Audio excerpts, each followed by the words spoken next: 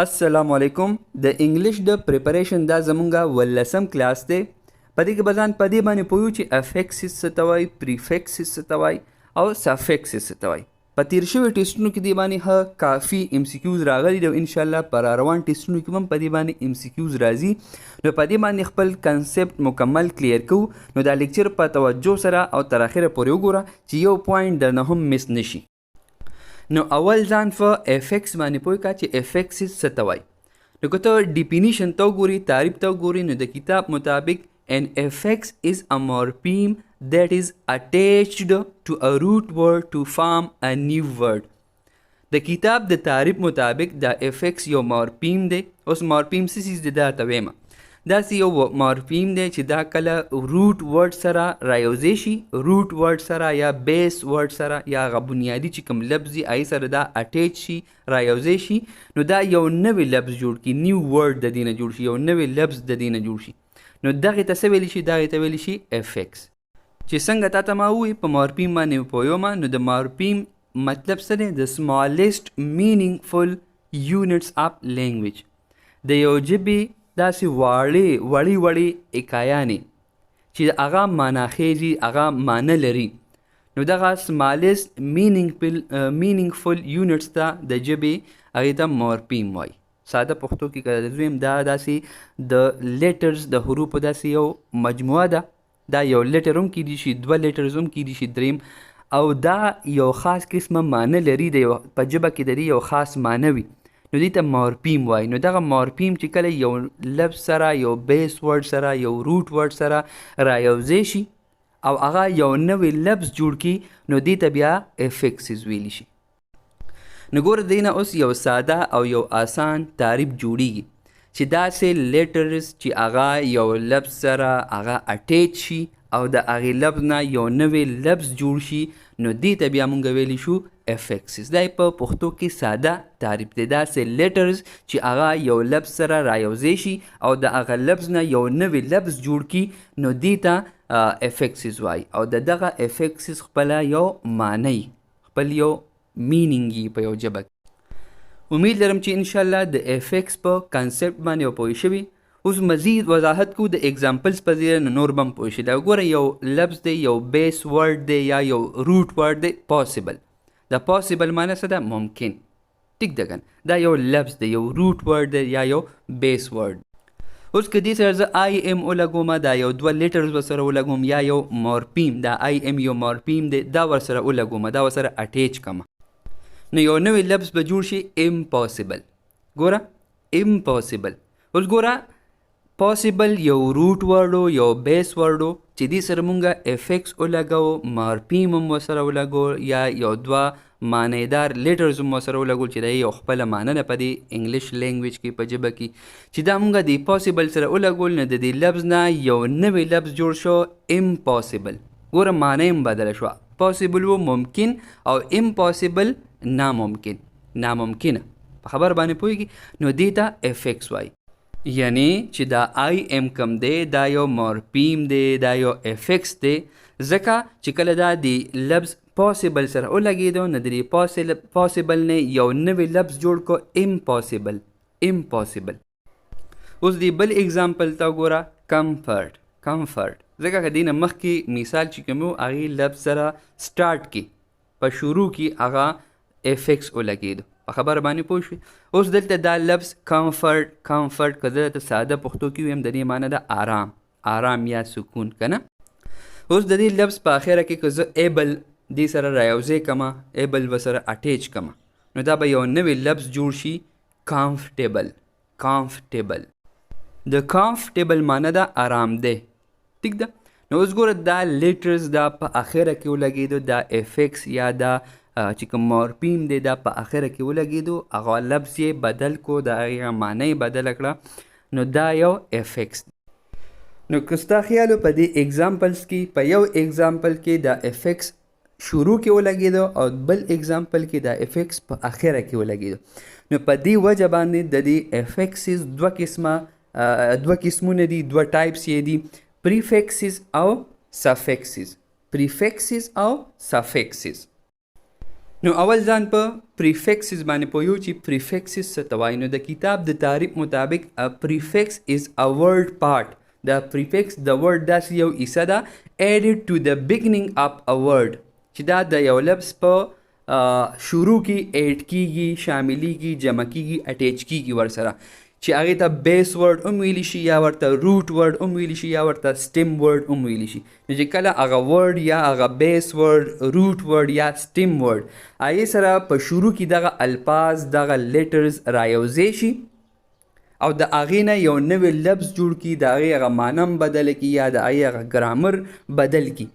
نو دغه شروع والا لیټرز ته یا د هغه لفظ شروع والا چې کوم حصه ده هغې ته پریفکسز وایي. لکه څنګه مونږ لومبني اگزامپل ذکر کو، پاسبل سره هم څه لګولی و آی ایم، امپاسبل یې ته جوړ کړو امپاسبل. نو دا پاسبل دا یو بیس ورډ دی، روټ ورډ دی، سټیم ورډ دی. د دې په شروع کې چې کله مونږ آی ایم ولګو هغه مو سره جمع کو، د آی اضافه مو سره وکړه، مو سره اټیچ کو، نو د دې لفظ معنی چینج شوله. ټیک ده که نه، د ممکن نه ناممکن جوړ شو، د پاسبل نه امپاسبل جوړ شو. نو دې ته پریفکسز وایي. پریفکسز یعنی ساده پښتو کې مطلب دا دی چې فریپکس او پریفکس دا د یو لفظ په شروع کې لګي. په خبره باندې پوه شوي؟ په کتابونو کې چې د پریفکسز کم اگزامپلز، کم مثالونه ذکر شوي نو دا دي تا ته په سکرین باندې ښکاري. پی آر ای دا د پری آواز ورکي، یو ان د ان آواز ورکي، ډي آی ایس ډیس، ډي ای ډي، ای ایکس ایکس، آئی ایل ایل، آئی ایم ایم، این او این نان، آئی این ان، ایم آئی ایس مس وغیره وغیره. په خبره باندې پوه شوي؟ دا اوس یو ټیبل زه تا ته شو کومه، یو ټیبل درته ښیمه، په هغې کې به دا پریفکسز راغلي چې دا څنګه الفاظو سره لګېدلي، د یو لفظ په شروع کې دا لګېدلي او د هغې مطلب بیا څه دا ټول اوس ګوره مونږ د یو ټیبل په ذریعه وضاحت کوو. د بک یو سکرین شاټ دی د هغې په ذریعه. نو که ته سکرین ته وګورې نو درې قسمه کالم دي په دې ټیبل کې. یو کالم دی پریپکس والا، دویم کالم دی میننګ یعنی معنی والا، او دریم کالم دی اگزامپلز یعنی مثالونه والا. نو که ته لومبني پریپکس ته وګورې هغه دی ډي، ډي ای. که دا ډي یا دا ډي ای یو لفظ سره په سټارټ کې راغلی نو په هغه لفظ کې به د دې ډي یا د دې ډي ای معنی سي. نو میننګ ته وګوره فرام یا ډاون یا اوے یا ریورس یا اپوزیټ، دا معنی به ډي ای یا دا ډي ورکوي په یو لفظ کې. لکه ته اگزامپلز ته وګوره، مثالونه ته وګوره. نو د لومبني دی ډیکوډ. ډیکوډ مطلب دی یو پټه خبره ښکاره کول، یو پټ راز، یو پټه خبره، یو پټ څیز هغه معلومول. ټیک ده که نه؟ نو دې ته ډیکوډ وایي. دغه شان ډیکریز، ډیکریز وی کمولو ته، یو سیز چې کم شي، کم یې کې دې ته وی ډیکریز. دغه شان دویم چې کوم پریپکس دی هغه دی ډي آی ایس ډیس. دا پریپکس به په یو لفظ کې څه معنی ورکوي؟ ناٹ، اپوزیټ، ریورس یا اوے. اوس که ته اگزامپلز ته وګورې نور برته هم کلیر شي، نور برته هم واضح شي.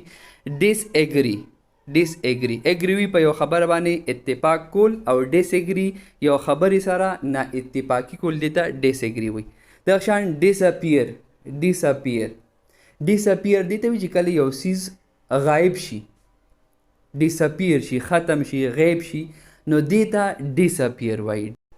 دریم نمبر پریپکس دی ایکس، ای ایکس ایکس که نه. اوس داسې کله یو لفظ سره راشي نو په هغې کې به دې څه کار کوي؟ د دې معنی څه به وي؟ میننګ به سي آؤٹ آف، اوے فرام، لیکینګ یا فارمر. ټیک ده؟ لکه اگزامپلز ته که وګورې ته مخامخ نو ایگزهیل، ایگزهیل، ایگزهیل یو انهیل دی، یو ایگزهیل دی. ایگزهیل چې مونږ کله ساه رابار کو که نه، یو ساه اغستل دی، یو ساه رابار کول دي. دا ساه چې رابار شي دې ته ایگزهیل وي. دا د خولې نه چې دا ایر، دا هوا رابار شي دې ته ایگزهیل وي. دا شان ایکسپلوژن، ایکسپلوژن مطلب دماکه. ٹھیک ده؟ دا شان بل پریفکس دی ایل، آئی ایل ایل. چې کله دا راشي یو لفظ سره نو دی به په هغه لفظ کې څه معنی ورکوي؟ د آی میننګ به سي ناٹ یعنی نه معنی به ورکوي، د نه. په خبر باندې پوهېږي؟ لکه ایلیګل، لیګل وی جایز ته، او ایلیګل ناجایز، حرام. ٹھیک شو؟ دا شان یو دی لاجیکل، منطقي، او illogical چې منطقي ني بې منطقه چې کوم خبره یا یو کار illogical لکه آخري پریفکس دی I am دا موږ سٹارټ کې ذکر کړو د ام आवाज ورکوي I am او دا چې کله یو لفظ سره راشي نو دا به د آی کې معنی څه ورکوي مینینګ ویسي ناٹ یا وداوټ دا وګور دې ته مخامخ اگزامپل څه دي امپاسبل څنګه وختي مونږ وی په سٹارټ کې پاسبل معنی دا ممکن او امپاسبل ناممکن دغه شان امپراپر موضوع مناسب او امپراپر نامناسب چې موضوع نه په خبره باندې پوهیږي نو ګوره چې کله پریفکسز کم دي د هغې ورډ سره یو لفظ سره دا په سټارټ کې راشي نو هغې کې دا خپل یو معنی ورکوي هغه لفظ له معنی چینج کوي چې کله یو نوی لفظ جوړ شي د دې د یو ځای کېدو نه بعد نو اوس ګوره موږ په اگزامپلس کې ووي که نه امید لرم انشاءالله په پریفکسز باندې به انشاءالله کانسپټ 100% کلیر شوي اوس په سفکس باندې ځان پوه که چې سفکس یا سفکسز دا څه ته وایي نو د پریفکسز الټه چې کوم دی هغه سفکسز دی لکه څنګه مخکې مونږ وي پریفکسز هغه مورفیم دی یا هغه د لیټرز یو مجموعه ده یا یو لیټر دی چې هغه د لفظ د روټ ورډ یا د سټیم ورډ یا د بیس ورډ په سټارټ کې لګي په شروع کې لګي او دا سفکسز چې کوم دی دا د یو لفظ په اخره کې لګي ټیک ده که نه نو ګوره تعریف ته وګوره a suffix is a word part added to the end of a base word یا root word یا stem word suffix د یو لفظ هغه ایسه ده چې هغه د هغه لفظ په اخره کې شاملیږي هغې کې جمع کیږي هغې کې هغه سره اټیچ کیږي یو ځای کیږي ټیک ده که نو دې ته بیا مونږه سفکس وایو چې څنګه هغې معنی چینج کوله ګرامر به یې چینج کو د یو لفظ دغه شان دا سفکس د یو ورډ د یو لفظ هغه معنی دا یا ګرامر هغه چینج کی بدل کی د اگزامپلز نه ورته نورم وضاحت شي کته دی سکرین شاټ ته وګورئ دی سکرین ته وګورئ په دې ټیبل کې درې کالمې دي څنګه پریفکسز والا کې درې کالمې دغه شان دلته هم درې کالمې دي یو د سفکس کالم دی بل د مینینګ د د معنی او بل د اگزامپلز د مثالونو کالم دی نو که ته وګورې لومبني سفکس دی ایبل ABLE ایبل اوس چې دا ایبل یو لفظ سره په اخره کې راغی نو دا یو سفکس دی او د هغې مینینګ معنی به څه ورکوي په هغه لفظ کې دا نو ایبل ټو یا having the quality of اوس ګوره د اگزامپلز نه به د دې په مطلب باندې پوه شي ګوره یو دی کمفرټ وي آرام ته سکون ته او کمفټیبل ګوره دا ABLE سفکس ورسره راغی کمفټیبل وي آرامده دا شان پورټیبل وي هر هغه سیخ ته هر هغه سیز ته چې هغه سپکی په اسانه باندې د یو ځای نه بل ځای ته کیدی شي دې ته وي پورټیبل په خبر باندې پوه شوي ورپسې سفکس دی ER دا د آواز ورکوي او چې کله دا یو لفظ سره په اخره کې راشي یعنی به طور سفکس راشي نو دا به مینینګ څه ورکوي دا به کمپیریټیو ډیګري جوړه کړي د هغه ایجکټیو لکه ګوره ته دې ته مخامخ وګوره بیګ نو د هغې بیګ یو پازیټیو ډیګري ده د دې کمپیریټیو ډیګري څه شوله بیګر دغه شان د strong کمپیریټیو ډیګري څه ده سټرانګر چې کله ER ورسره اضافه وشوه نو د strong نه څه جوړ کو سټرانګر لکه څنګه د بیګ نه بیګر جوړ کو دغه شان د strong نه سټرانګر جوړ کو نو ګور دا د ایجکټیو یو کمپیریټیو ډیګري ده یعنی په دې کې مونږ د دوه څیزونو موازنه کوو چې دا یو څیز د بل څیز نه غوره دی لوی دی ټیک ده نو دغې ته کمپیریټیو ډیګري یا ښکلی دی په خبره باندې پوهېږي ورپسې چې کوم سافکس دی est आवाज به ورکي په یو لفظ کې په آخره کې او دا سپرلیټیو ډیګري جوړوي د ایجکټیو لکه ګوره سټرانګیسټ strong positive degree stronger comparative او strongest superlative ٹھیک ده کن دا شان tiny small ته وي وړوکي ته وي tiniest مطلب چې په ټولو کې کوم وړوکي آی ته tiniest وي tiniest خیال مو دی نو د است आवाज ورکوي او سپرلیټیو ډیګري یې جوړه کا د یو ایجکټیو ورپسې دی فل FUL فل دا چې یو لفظ سره آخره کې راشي نو دا به شي فل اپ د دې معنی به څه ورکړي دا فل اپ یعنی لکه که ته وګورې بیوټیفل یعنی د ښکلا نه ډک یعنی ډېر زیات ښکلی ګریټفل ګریټفل وي شکرګزار ته احسانمند ته ټیک ده که نه احسان منل. بیا ورپسې سفکس دی لیس LESS لیس چې کله دا یو لفظ سره اخره کې راشي دا به څه مینینګ ورکوي څه معنا به ورکوي وداوټ یا ناٹ افیکټډ بای وداوټ یعنی بغیر یا ناٹ افیکټډ بای چې بس باندې متاثره کیږي نه اثر پې نه غورځېږي. لکه که ته اگزامپلز ته ګوره د دې نو دې ته مخامخ اگزامپلز دي فرینډ لیس. اوس ګوره فرینډ او چې فرینډ سره دا لیس راغی نو څه شو فرینډ لیس. فرینډ دوست ته وي او فرینډ لیس چې دوستان یې نه ملګري یې نه یاران یې نه نو دې ته فرینډ لیس وي. دغه شان ټایر لیس ټایر اصل کې وي ستړي کېدو ته ټایر لیس چې نه ستړي کېږي یعنی ډېر زیات محنتي کم کس هغه ډېر زیات محنت کی ان تک چې ورته وي که نه نو ټایر لیس. دغه شان اخري سفکس دی LY د لی اواز ورکوي او مینینګ یا د دې مقصد سی چې کله دا یو لفظ سره ولګي فارمینګ اینډ ایډورب یعنی دا به د هغه لفظ نه ایډورب جوړ کړي. ایډورب دا ګوره ته وګوره کلیر یو لفظ دی چې دې سره LY ولګي نو دا به شي کلیرلی. اوس دا کلیرلی دا یو ایډورب دی. دا شان آور ګنټه دې سره چې LY ولګي نو آورلی دا آورلی اوس سره دا یو ایډورب دی. نو LY چې یو لفظ سره اخره کې راشي نو دا څه کوي د هغې نه ایډورب جوړوي ایډورب کوي. بله ضروري خبره دا یاد ساته دا په بک کې مشته چې more than one suffix can be added like in the following example. د یو نه سیوا سفکس هم یو لفظ سره شاملولی شي. لکه ګوره لومبنی لفظ سره سیچویټ دا یو ورب دی چې دې سره مونږ TION یو سفکس ولګو TION د شن اواز ورکوي که نه نو د دې نه به د دې سیچویټ نه به څه جوړ شي سیچویشن. نو ګوره د ورب نه څه جوړ کو ناون یې جوړ کو. اوس دغه سیچویشن سره که مونږ AL ولګو اخره کې یعنی سفکس بل سفکس ورسره ولګو AL نو دا به شي سیچویشنل. نو ګوره دا اوس څه شو دا ایجکټیو شو. په خبره باندې پوهېږي یو سفکس چې ولګېدو د ورب نه ناون جوړ کو ورپسې چې بل سفکس ولګېدو نو د ناون نه ایجکټیو جوړ کو. په خبره باندې پوه شوي. نو د مقصد د خبر دا دی چې مونږ یو لفظ سره د یو نه سیوا سفکسز هم لګولی شو او دا یې مطابق دا یې معنا او دا یې ګرامر هم ورسره بدلیږي چینج کیږي. امید لرم چې انشاءالله د سفکسز په کنسپټ باندې به هم اوس 100% پوه شوي.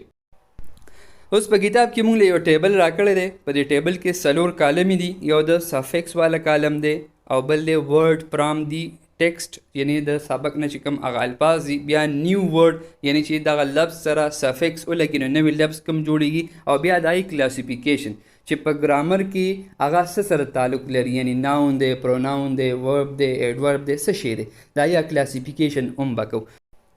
نو که ته وګورې هغه ړومبنې به طور مثال تا ته کړی دی لکه ړومبنې سفکس څه دی TION او دې کې ورډ فرام دی ټیکسټ کم یو دی ته مخامخ کم لفظ دی یعنی دا به کم لفظ سره رایوځای کوو فیسینیټ او دغه فیسینیټ یو ورب دی. دغه فیسینیټ سره چې دا TION رایوځای شي دا به څه جوړ کړي یو نیو ورډ یو نوی لفظ جوړ کړي ته مخامخ لیکلی شوی دی فیسینیشن.